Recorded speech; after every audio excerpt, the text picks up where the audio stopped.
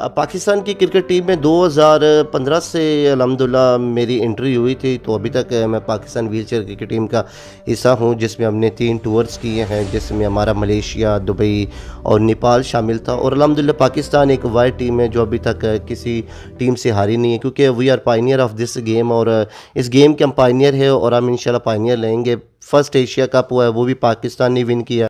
बिस्मिल्लाहिर्रहमानिर्रहीम। अस्सलाम वालेकुम नाजरीन, आपका होस्ट गुलफाम साबरी और आप देख रहे हैं आवाज़ 24 से प्रोग्राम सोच पाकिस्तान।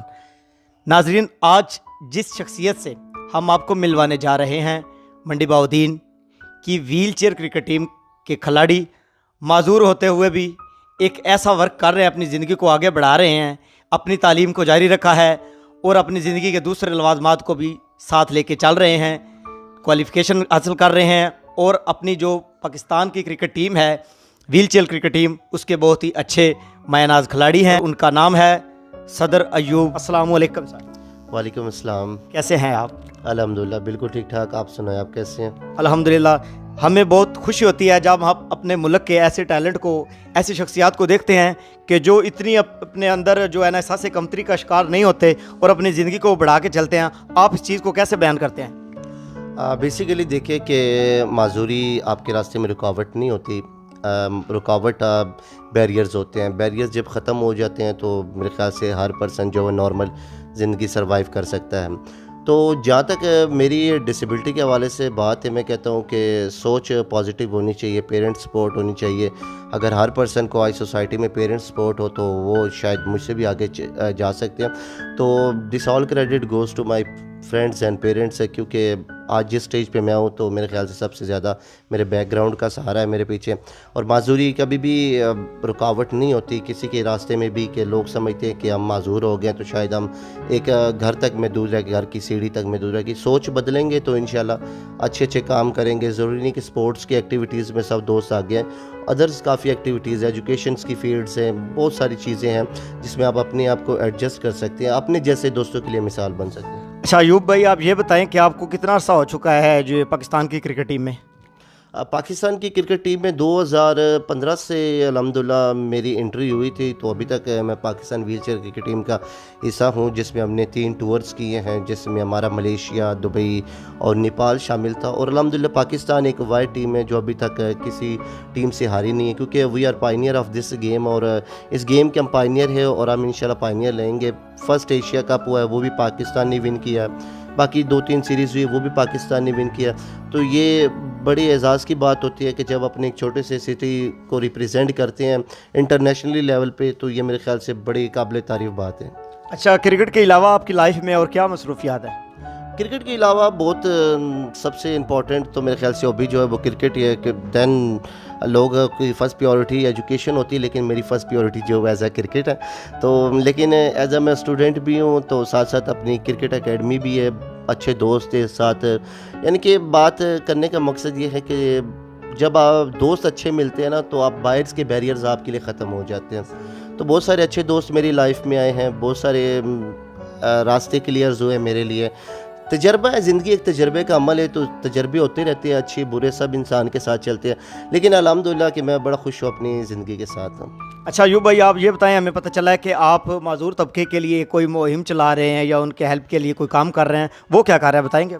जी, हमारी एक हमने ऑर्गेनाइजेशन एक इंट्रोड्यूस करवाई है पिछले 1 साल से। हम जब कोविड स्टार्ट हुआ था तो the inclusion association of person with disability. Inclusion का मतलब होता है कि इसमें सब दोस्त एक जैसे होते हैं। उसमें डेफ एंड डम आ गए, आपके फिजिकल हैंडीकैप आ गए, विजुअल इम्पेयर्ड्स आ गए, नॉर्मल पर्सनस आ गए, तो ये इंक्लूजन में आ गए। तो अभी हमने रिसेंटली तकरीबन 50 या 25 के अबाउ जो है ना वो लोगों में हमने फूड्स बैग्स तकसीम किए थे। और वो स्पेशली हमने फर्स्ट प्रायोरिटी जो दी थी वो अपने स्पेशल पर्सनस के दोस्तों के दिए, क्योंकि कोविड जब स्टार्ट हुआ था, कोविड की वजह से सबसे ज़्यादा जो मुतासिर तबका था वो था स्पेशल अफराद का, माजूर अफराद का। क्योंकि देखें बहुत सारे लोगों ने तो अपनी अपनी लाइफ को एडजस्ट कर लिया था। जैसे कोविड में बहुत सारे मजदूर जो अफराद थे कुछ ना कुछ करके अपना कर से, लेकिन जो स्पेशल लोग थे, जो माजूर लोग थे, उनका बिल्कुल जो सहारा था वो भी ख़त्म हो चुका। जिनकी जॉबलेस थे वो जॉबलेस, यू नो बेटर के कोरोना की वजह से बहुत सारी छुट्टियों का सिस्टम, प्राइवेट जॉब वाले वैसे फारिग हो चुके थे। तो इसलिए हमने कोशिश की थी, बहुत सारे मुखैर हज़रात के तावन से, आतिफ़ साहब जो हमारे सोशल डिपार्टमेंट के सारे, उनके तावन से हमने फूड्स बैग्स जो हैं वो तैयार किए थे। वो हमने तकरीबन 50 प्लस या 30 प्लस लोगों में हमने वो डिस्ट्रीब्यूट किए थे। अच्छा यूँ भाई, आप ये बताएं, जब आपके सामने आपको देखते हैं कि लोगों को चलते फिरते, तो आपको कोई एहसास कमतरी का या कोई मायूसी होती है कि मेरे पास ये चीज़ें नहीं हैं जो लोग कर रहे हैं, या मैं जो लोगों को देख रहा हूँ चलते फिरते, कमी महसूस हुई हो कभी? बेसिकली जब एक चीज़ आप दोबारा रिपीट सुनते हैं ना, ये लफ्ज़ हमारे लाइफ में बड़े आम हो चुके हैं, लूला, लंगड़ा, माजूर, ये तो एक आम लफ्ज़ हो चुके हैं, ये हम तो रोज़मर्रा ज़िंदगी में सुनते रहते हैं। तो ये अब हमारे मायने नहीं रखता। अगर हम ये चीज़ें मद्देनज़र रखते, ये माजूरी को अपने एक साइड पे रखते, तो शायद जो काम हम करते हैं वो शायद कोई भी ना कर पाता। तो इसलिए ये अब एक आम हो चुका है। अगर हम इसको मिसाल को, दोस्त मुझे कहते हैं कि ये लूला, ये लंगड़ा, ये व्हील चेयर पर सफ़र कर रहा है, तो अगर मैं इस चीज़ को माइंड में ले लूँ तो शायद आज मेरी कामयाबी यहाँ तक ना होती, मैं अपने घर तक मैं दूर रखता, कि मैं बाहर जाता तो लोग मुझे माजूर करके पुकारते हैं। नहीं, देखिए समटाइम्स फ्रेंड्स में मजाक होता है, सारा कुछ होता है, लेकिन कभी माइंड नहीं किया, क्योंकि जब एक चीज़ है, प्रैक्टिकली है कि डिसेबिलिटी है, तो डिसेबिलिटी को कभी छुपाना भी नहीं चाहिए। अच्छा, ये आपके साथ जो सिस्टम है ये कितने अरसे से है? ये मेरी जो डेट ऑफ बर्थ है वो 1993 की है, तो तकरीबन मेरी उम्र 3 से 4 साल थी, तो मुझे टाइफाइड हुआ था। टाइफाइड अफेक्टेड हुआ था पोलियो में। तो उस तकरीबन ये आप कह सकते हैं कि मुझे 20-22 साल हो चुके हैं इस डिसेबिलिटी को साथ सर्वाइव करते हुए। मतलब आपने बहुत सी चीज़ें बर्दाश्त की होंगी, जो आपके स्कूल लाइफ है, कॉलेज लाइफ है। अच्छा, स्कूल लाइफ में कोई ऐसा वक्त आया हो जब आपको इसका सबसे ज़्यादा कमी महसूस हुई हो, तो आपकी कोई ऐसी?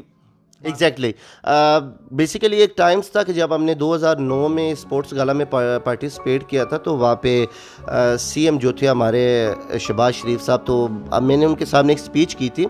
तो उनको नहीं पता था कि ये शायद ये डिसेबल पर्सन या एबल पर्सन है। तो उन्होंने कहा था कि इनको कहे कि मेरे पास ऊपर चल के आए, तो उनको नहीं पता था, इनको आइडिया ही नहीं था। तो देखिए वहाँ पे थोड़ी सी ये महसूस होता, क्योंकि बचकाना भी था उस टाइम, मैं 8th-7th क्लास का स्टूडेंट था, तो मुझे बड़ा, मैं वहाँ पे थोड़ा सा इमोशनल भी हुआ। तो फिर उन्होंने उनको बताया कि ये तो स्पेशल पर्सन है जिसने स्पीच की, तो वो फिर जो है ख़ुद वहाँ से ऊपर से नीचे चल के आए थे। तो उन्होंने एक्सक्यूज़ भी किया था कि मुझे नहीं पता। तो वो एक वक्त था कि जब मुझे महसूस हुआ था कि शायद ये बहुत बड़ी कमज़ोरी है मेरी लाइफ में। अच्छा, यानी ये उस वक्त आपने सोचा था कि मैंने अपने आप को एहसास से कमतरी कर। उसके अलावा आपकी लाइफ में आपने कभी ऐसा मौका नहीं आया कि आपने सोचा हो कि यार मैं क्या कर रहा हूँ, मेरे से दूसरे हैं जो हैं वो इजी हैं, आसान हैं? कभी ऐसा वक्त नहीं आया? नहीं, ऐसा तो नहीं आया, लेकिन देखिए बात ये है कि बाकी सारे इजी हैं, ठीक है, अल्हम्दुलिल्लाह भी इजी है। बात ये है कि देखिए अगर हम लोग अपने आप को डिसेबल लोग कंसीडर करें, तो आज मेरे ख्याल से पाकिस्तान का सबसे पहला जो जज बना है वो विजुअल इम्पेयर्ड है, ब्लाइंड पर्सन है, ठीक है। तो वो पीछे रह जाता अगर ये एहसास कमतरी का शिकार होता। आज यूरोप कंट्री में इंग्लैंड की एक पायलट है जिसके दोनों हैंड नहीं है, दोनों पाँव नहीं है, तो वो आज पायलट बनी हुई है। तो अगर वो एहसास कमतरी का शिकार होती तो शायद वो यहाँ पे नहीं। जॉर्ज बर्ग एक कनाडा का दुनिया का डिसेबल पर्सन में सबसे ज़्यादा अमीर तरीन पर्सन है, उसने 4 शादियाँ की है, ये मैं आपको बता दूँ। तो वो आज तक अपने आप को एहसास कमतरी का शिकार नहीं कर सका। तो शायद हम भी ये समझते हैं कि वो हमारे लिए आइडियल है, हम उनसे मुतासिर हो रहे हैं। अगर वो लोग ये कर सकते हैं, so we are not disable, हम भी एफर्ट्स कर सकते हैं लाइफ में। अच्छा, आप अपनी फैमिली में कितने भाई हैं? हम अल्हम्दुलिल्लाह 6 भाई हैं। ये यूँ भाई, आवाज़ 24 के तवज्जुह से आप आवाम को क्या मैसेज देना चाहेंगे? फर्स्ट ऑफ ऑल तो ये आवाज़ जो 24 जो चैनल है, I am very thankful to you कि आपने मुझ तक रसाई हासिल की है, तो आप यहाँ पे पहुँचे, आप लोगों का बहुत शुक्रिया। मैं यही एक मैसेज हमेशा आज प्लेटफॉर्म पे एक आवाज़ बुलंद करता हूँ कि हमारी लाइफ में जो बैरियर्स है उसको ख़त्म किया जाए। अब देखिए हमारे बहुत से गवर्नमेंट, नॉन गवर्नमेंट जो बिल्डिंग्स है वो हमारे लिए एक्सेस नहीं है, ठीक है। हमारे जो बैंकिंग है, आप मेडिकल दिन के बैंकिंग में देख लें कि वहाँ पे जो रैंप्स बनाए होते हैं वो इस तरह आउट ऑफ कंट्रोल होते हैं कि जिसमें हमारी व्हील चेयर जो है वो चढ़ भी नहीं सकती।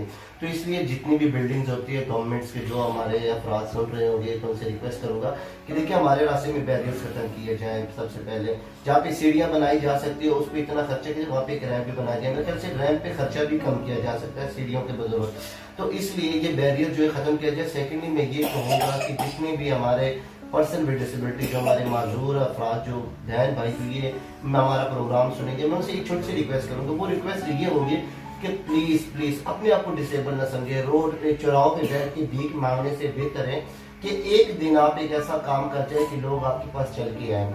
आप भीख मांगने से बेहतर है अपने लिए कुछ स्पॉन्सरशिप अरेंज करें, अपने लिए कुछ रोजगार तलाश करें, अपने आप को एक मुगल वतनी बनाए कि बाकी हम पाकिस्तान का हिस्सा है।